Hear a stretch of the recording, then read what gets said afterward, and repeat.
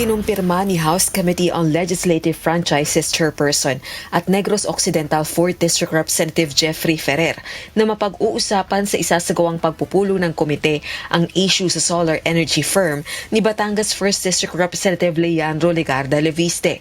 Partikular na sa other matters sa gagawing pagpupulong ng komite sa January 26, 2026, araw ng Lunes kung kailan din nakatakda ang balik sesyon ng Kongreso.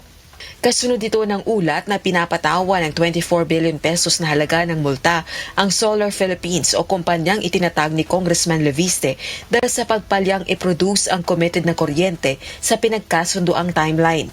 Kinansela na rin ng Department of Energy ang ilang service contracts nito. This issue na ngayon, talagang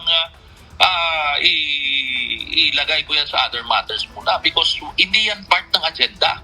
Pero ayon kay Congressman Ferrer, kung siya ang tatanungin, interesado siyang imbestigahan ang issue. Gayunman, nilinaw nitong kailangan may maghain ng resolusyon kaugnay nito o talakayin sa pamamagitan ng privileged speech sa plenary session ng Kamara. For me, gusto ko nga imbestigahan yan. But we will go into process. So ito yung issue about franchise, about Leviste, yung binigyan. We will take that. Natin, somebody has to file. Yun ang procedure natin. Tapos, kung mag-file ng resolution to conduct any investigation, we have to follow the rules, the ruling. We have kailangan yung approval ng members of the committee. Ayon naman kay Ombudsman Crispin Boying Remulla, hindi lang simpleng paglabag sa prangkisa ng solar power firm ang iniimbestigahan ng kanyang tanggapan, kundi maging ang mga hakbang na ipinagbabawal sa batas at ginawa umano sa mapanlinlang na pamamaraan. Sa akin yan, yung mga technical na nangyari dyan, wala sa akin yan. Ang mahalaga, alam natin, nag-spin-off siya at nabenta nga yung spin-off.